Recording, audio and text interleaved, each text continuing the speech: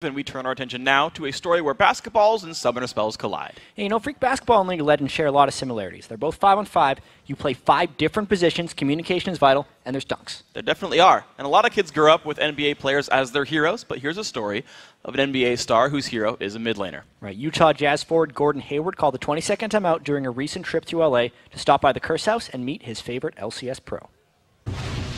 Hey, what's up, man? How you doing? I'm good. My name is Gordon Hayward. I am a professional basketball player for the Utah Jazz. This is my 4th season in the NBA. Good to officially meet you. Joe Dat. That's my real name. What is it? Joe Dat. Yeah, I'm just gonna call you Voyboy. Yeah, that's fine.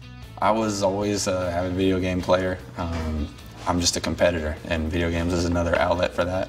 We got a nice little setup for you here. We're gonna play some? If you're down.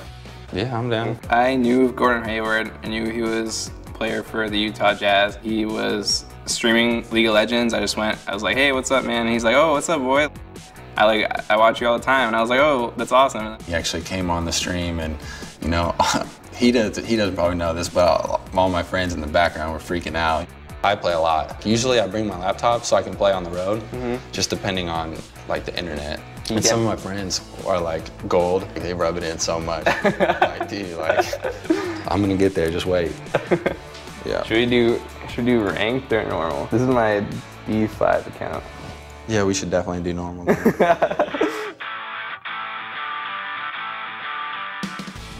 Oh, come on. Nice try. All right, we got first blood. I'll take it. All right, I'm coming top. Uh-oh.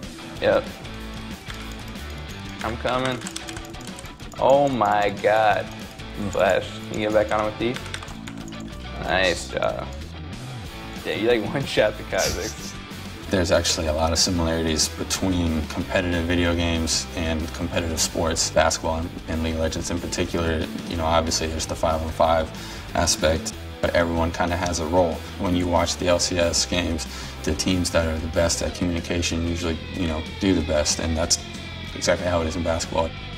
When you have a team of 5 people, they just mesh well together, they know their plays, they know the strategies together, and you can find success on the fields of justice or the basketball court.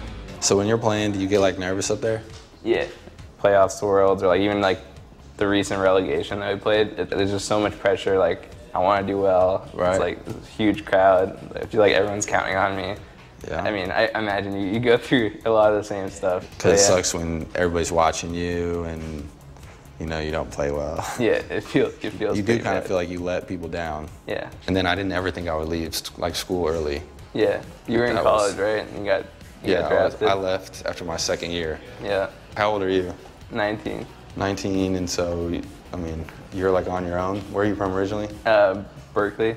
It's pretty crazy. We both were like a few years ago just living our lives, going to school, doing that, and we just kind of imagined that we'd just keep doing that, and we just got plunged into like these different worlds. Nice, nice. We got a kill mid. I like it. So on Randuin, do you think you should build the armor part first or the health part first? On Wukong, you want to get the health because his passive is like pretty ridiculous in team fights. Just playing with him, it's amazing. You know, all the details that he knows about the game. He probably doesn't think about when he's playing League, but it's just like I don't think about when I'm playing basketball. Man, 0 for 2. I'm too heavy. Nah, you did good that game. We had a lot of fun, and we did make some plays together. We did. We got some first bloods in both games. Actually, we got first blood. We didn't really turn that into victory for us, but it was a good start, I guess. So you had to work on your autograph?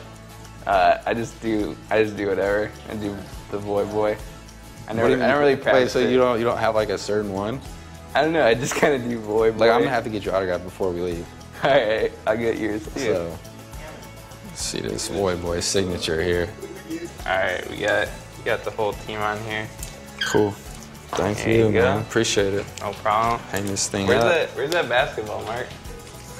Not only League of Legends, but esports in general is getting very big, and there's a very big community. Selling out Staples Center was pretty impressive for one, and you know, I'd sit at home and watch, and I'll have friends come over and say, what are you doing? And I'm like, well, I'm just watching this. Like, how do you sit there and watch it? And it's like, well, how do you watch a football game? You know, it's the same exact thing. A different venue of where guys are competing. And joining us to talk about his dual lane partnership with Hayward is Curse's Voyboy. How's it going? I'm doing well, thank you.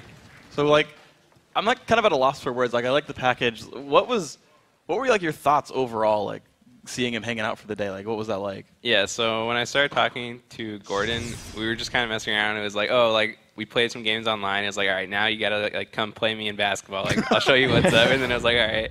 And then finally we met up. We got to play some duo queue and just actually hung out in real life for once. And it was really cool. Like, he was awesome, very down to earth. Like, pretty much exactly as I imagined, and it was a great experience for sure. Yeah, and he said 0 for 2 at some point in that video. How did the games actually go outside of first So blood? first game we duo queued bot.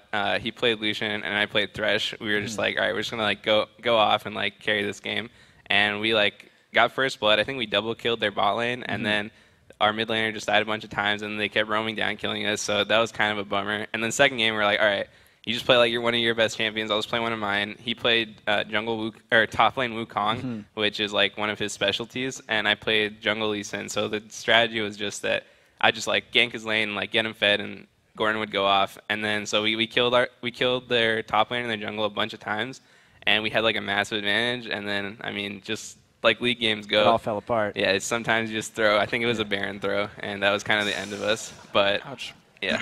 So that first game is because the support didn't ward, right? Basically. Yep. And that was Okay. my fault. No. Okay. So then, how'd the basketball games go, though? We actually didn't get to play. He had to play the next day. He was playing the Lakers, which they actually won that game, and so he had to get back. And we wanted to play a little bit of hoops, but we didn't have time. But I think we could all imagine how that would go. Yeah, you Got a bit of a height edge on him. I feel a like little bit. you'd be more agile though. You get around him. Just put the layups over there. Like, I wish. just the micromanagement, the mouse moves. Okay. Let's actually start talking about the games today. So, how you feel about your matches coming into the week?